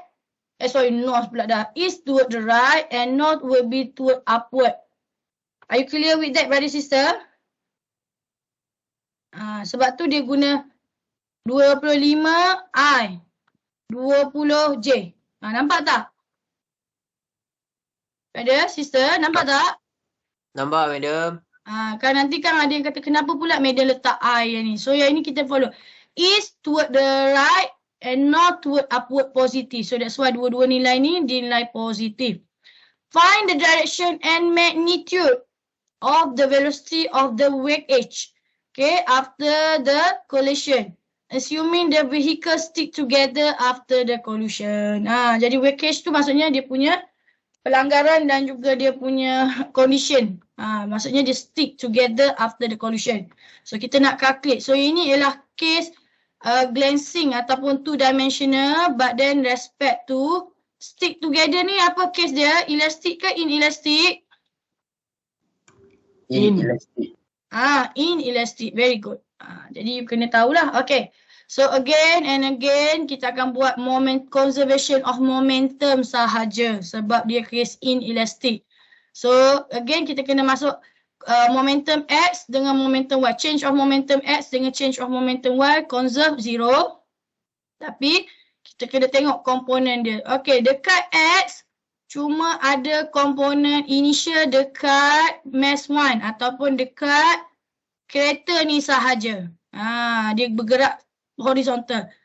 Y brother, X truck tak ada. Untuk komponen X tak ada, kosong. Okay. Jadi tapi after collision dua-dua stick and then respect to cos theta. Angle dia berapa kat sini dia buat. Ni wake edge ni berapa. Okay. Untuk komponen Y, delta PY equal to 0. Yang ada untuk initial hanya dekat truck. Dekat kereta tak ada. Sebab Y komponen untuk kereta tak ada. Dia kosong. Dia move horizontal. Kereta tu move horizontal sahaja. Yang ni move vertical sahaja. Tapi bila collide atau wakage tu dia tetap ada dua-dua. Plus. Okay. And then daripada equation 1 and 2. So kita ada unknown. So kita kena guna kita punya simultaneous equation ke apakah. So sekarang madam guna 2 divide by 1. 2 divide by 1. Equation 2 I divide by 1. Okay. So sin divide by cos you get tangent. Ini trigo lah. And then M1 dengan ni tak boleh nak ni, so you kena calculate. So nilai M1 ada, nilai M2 ada, V1 initial ada, V2 initial ada, V1 initial ada. So masuk je nilai dia. Dapat angle. So angle yang kat sini ialah 53.1 degree. Okay. Untuk gambar ni Mela tak kata semua gambar. And then kalau kita tengok, kita boleh calculate by using this angle. Masuk je mana-mana nilai. Masuk je mana-mana equation. You can get your final velocity will be 15.6 meter per second. Okay. Untuk gambar yang inilah. Okay. Next. Example 9.9. Proton collision. Okay. Proton. Tadi madam kata tak buat untuk high level, untuk microscopic level. Kita tak buat yang macam mana the real true of atomic. Kita cuma jadikan yang ni sebagai dia punya one of example lah. Okay, sebab nak tengok mass dengan mass yang sama ke tak sama. So I have a proton collides elastically with another proton that is initially at rest. The incoming proton has initial speed of 3.5 times 10 power 5 meter per second. Biasa dalam atomic level dia move very fast and make a glancing collision with the second protons as shows in the figure. Okay. So figure dia sama macam figure 9.12. Okay. At close separation, the proton exert a repulsive. Yang ini kita tak masuk lah. Ini dia punya konsep dalam dia punya atomic level. So yang ini kita ambil. After the collision, one proton move off at an angle of 37 degree to the original direction of the motion, and second deflects. The word is deflect. Madam lupa sangat perkataan ni, deflects at an angle of psi to the same axis. Find the angle speed. Define the speeds of the two proton and the angle psi. Okay. So sama juga tadi kita dah buat. So sekarang ni dia adalah case awal-awal dia cakap elastic collision. Jadi elastic collision walaupun nampak macam ke kanan tapi because of the glancing dia deflect satu sama lain, so kita kata dia ialah case elastic collision. So okay, so tengok tadi Madam dah buat tadi dekat dia punya explanation dalam awal-awal tadi. So kita terus pakai equation ni.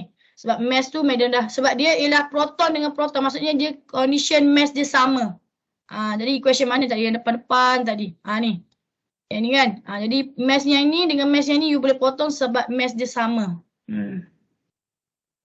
So sebab tu dia leave this equation untuk X component, this one untuk Y component. And then dia ada satu lagi kinetic energy. Kinetic energy. So initial M1 proton yang pertama saja ada velocity. Yang kedua tak ada velocity sebab dia rest. Tapi final dia ada dua-dua nilai. Okay. So as you simplify respect to this equation, okay, bla bla bla, buatlah sampai bawah ikut dia punya step tu. Okay, trigo dan sebagainya. Kita akan dapat nilai speed untuk final velocity for the M1 is 2.8 times 10 power of 5 meter per second. And yang kedua ialah 2.12 dan 10 kuasa 5. Dan angle for psi yang kat bawah tu is 53. Yang atas 37. Kalau kita tengok gambar dia ni, dia macam 90 degrees lah. Sebab atas 37, bawah 53. So jadi 90 darjah. Okay, so that's all for glancing. Ada soalan?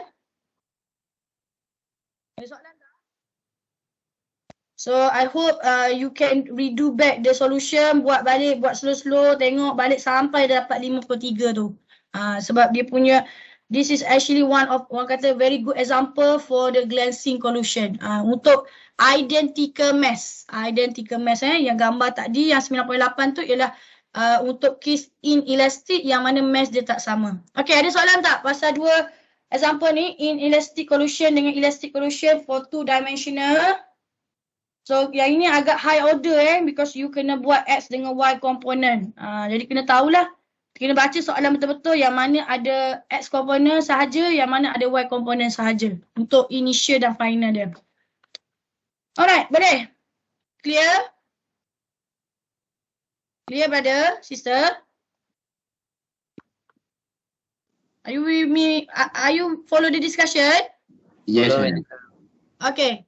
So kita go to the last topic because yang ini hanyalah konseptual sahaja.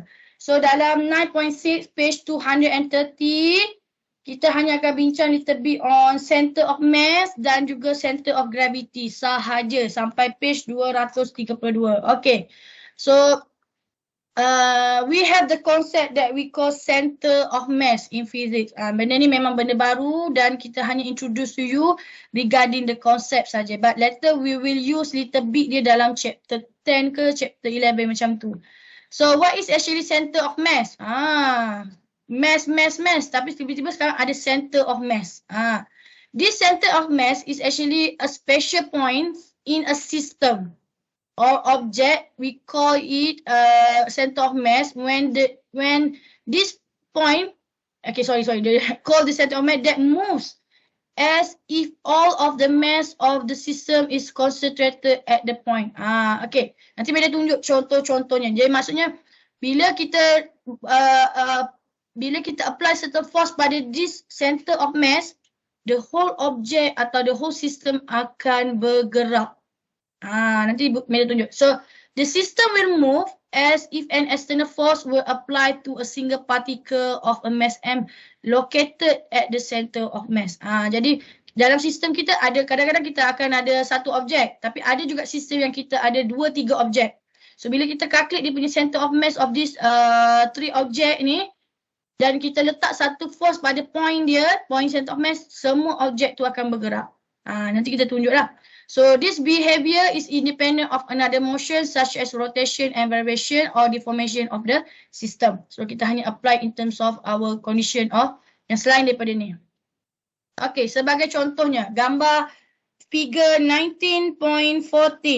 Okay, so as you can see, I have initially the object here is this one. Ada satu dark brown ball and then be attached to a wire ataupun a rod.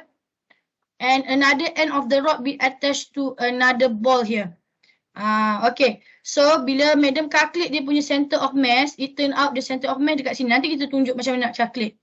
Alright, kat sini. Okay. So, when I apply a force which is not allocate the force at the center of mass, only a part of these two object here yang bergerak. So, kalau madam letak kat sini, hanya bahagian biru ni saja yang bergerak. Bahagian coklat ni akan stay. So sebab dia bukan center of mass, point dia tu. Okay, yang kedua, kalau madam letak dekat yang dekat-dekat dengan center of mass, tapi dia masih lagi menyebabkan condition hanya brown part atau section ni saja yang bergerak. Tetapi bila I put my force dekat center of mass point ni, the whole system akan bergerak. Walaupun ball biru ni jauh daripada center of mass, tapi the whole system ni yang bergerak. Okay. Clear tak the mechanism of center of mass? Jadi, yang ini ball coklat. Yang ini ball biru sahaja bergerak. Tapi bila kita letak dekat center of mass ni, the whole system ball biru dengan ball of brown ni akan bergerak. This is the way of how we are doing apply our center of mass. Okay, macam mana nak calculate center of mass? So basically center of mass ni ialah satu koordinat. Satu koordinat yang mana you have to calculate x komponen dia, dia punya koordinat respect to their mass. Okay, tadi madam ada biru dengan coklat. Okay, jadi madam bawa dia ke dalam koordinat of Cartesian. Madam letak dia dekat sini. So satu ball coklat dekat sini, koordinat dia respect to the origin berapa nilai x1, and then m2 dekat x2 respect to origin. Okay, boleh tak? Clear tak? Maksudnya nilai dia lain-lain lah. x1 dengan x2 ni nilai dia lain-lain untuk ball 1 dengan ball 2. Sekejap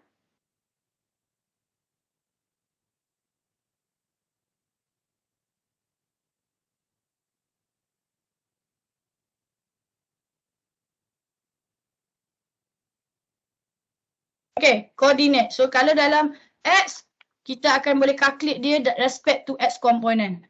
Maksudnya dekat, sebab dia berada dekat x axis, so madam boleh calculate dia, koordinat dia respect to x axis. So macam mana nak calculate dia?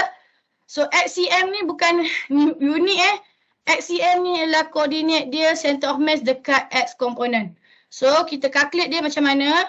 m1 times is coordinate from origin, x1, okay.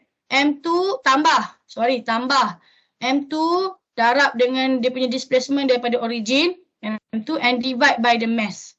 Ini dia punya equation atau general equation respect pada gambar ni. Tapi kalau general maksudnya M1 displacement 1 tambah M2 displacement 2 divide by sum of mass. Sum of mass dia punya equation. So untuk yang ini untuk komponen ni dululah. Okay, sekarang tiba-tiba madam tukar. X1 jadi kosong. X2 jadi D. And mass 1 and mass 1. Mass 2 jadi twice of M1. Okay. So masuk je nilai je. So kita tukar. X1 kosong. X2 D. Mass 2 to M1. Sebab kita nak jadikan dia semua sama parameter. So kita boleh potong-potong. So turn out that my center of mass for this object is 2/3 D. 2/3 D. Maknanya daripada sini, 2/3 lebih kurang kat sini lah. Logik tak dia berada kat sini 2/3. Maksudnya ini D. 2/3 of the direction dia. Direction dia pula. Dia punya koordinat. Ini hanya untuk X sahaja. Okay, kalau untuk Y, kita masukkan nilai dia untuk Y. Maksudnya sama juga berapa. So tak semestinya dua objek. you boleh ada lebih daripada tu. 100 pun boleh. Dalam satu sistem. Kalau dikata dalam satu sistem tu ada 100 ball. So you have to count every single coordinate dia. So every single one mass dengan coordinate origin berapa. Dengan origin. Untuk komponen X macam ni, equation yang sama juga, you just replace Y untuk komponen Y. Dan juga Z. In 3 dimension sampai Z lah.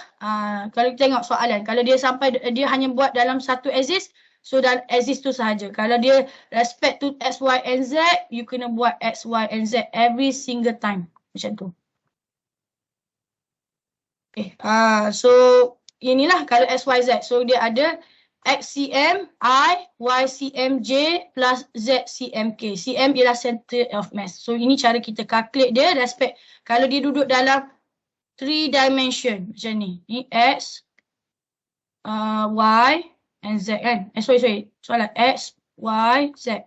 So you duduk kat sini. You duduk macam ni. Bukan duduk macam ni. Sorry. Kalau kau contoh kita punya apa-apa objek dia macam bola ke apa, kita lambung dia. So dia akan ada X component, Y component, Z component. So you kena calculate lah satu-satu dia punya center of mass. Okay. Dan center of mass ni we are also use for the irregular shape object. Sebab tu center of mass ni dia sangat berguna bila kita ada objek yang especially irregular shape. Macam mana you nak calculate ni shape yang macam ni. Jadi kita boleh calculate dia by using our what we call center of mass. Itu. Jadi bila you letak satu point, bila kita dapat center of mass dia, kita apply force, semua objek, the whole object tu akan bergerak ataupun the whole system tu akan bergerak. Okay, macam mana nak calculate dia? By using the integration. Okay. So benda tak nak go deeper lah sebab benda ni actually in terms of integration. Okay, kita pergi kepada last will be for your center of gravity. So what is center of gravity and what is center of mass? Sebenarnya dia center of mass is a part of your center of gravity. Okay. So each small mass element of an extended object is acted upon by gravitational force. Jadi dalam objek tu dekat mana center of gravity dia, so kita boleh calculate atau kita boleh determine the point that we call center of gravity. So which is gravitational force will acting fully dekat situ. Okay, the net effect of these forces is equivalent to the effect of single force acting through a point called the center of gravity. So itu saja untuk your center of gravity. Kita hanya buat in terms of introduction which is concept dia. Okay, so bagi contoh kalau kita ada irregular shape macam ni, okay, spanner ni, so macam mana kita nak calculate center of gravity dia? Dia ada cara dia sebenarnya. Tapi kita tak buat for your syllabus, just to give you an idea. So kalau you tengok kat sini dia punya center of gravity, bila kita introduce force kat sini, the whole object ni boleh rotate ataupun boleh bergerak. Okay. Okay, that's all for your chapter 9. Any further discussion, brother, sister? So dah 9:55. Some of you have class. Okay. One minute question. Any further discussion? Tanya ke pasal center of mass or center of gravity? So kita hanya calculate dia punya koordinat sahaja sebenarnya. Okay. Ada soalan tak? Brothers? Tak ada. Tak ada. Okay. Alright, so we already finished chapter 9. So for those who are doing your chapter 9 draft solution, you may start doing your solution and as well chapter 7 and 8. For 7 dengan 7, chapter 7, okay, there will be, orang kata persoalan tu dia berubah dia punya sequence. Sebab sebelum ni Madam dapat dia punya nombor macam tu. Tapi sekarang dalam word assign dia dah buat susunan 1, 2, 3, 4, 5, 6, 7. Jadi Madam dah upload balik soalan apa yang you patut buat untuk chapter 7 word assign. Yang lain dalam textbook tak ada masalah, dia sama saja. Okay, and then this coming Monday I will do your tutorial discussion for 1 hour. So please do your tutorial within this week. We can because next week we're going to have test 2. Jadi kena buat dan hari Senin kita bincang so you can have refresh a bit regarding what your tutorial. Kena buat dulu baru you tahu nak tanya apa. Kalau tak memang you tak tahu sebenarnya apa soalan ni nak. Jadi buat dulu dalam 7-8 soalan sahaja. Okay. Boleh? Boleh ke tak? Boleh. Alright, okay. With that, I would like to close our class here with Tasbih, Kifarah and Surah As. InsyaAllah, we will meet back by Monday session. So, thank you. Assalamualaikum. You may proceed to your next class and next task. Thank you, madam. Welcome. Thank you, madam. Welcome. See you, madam.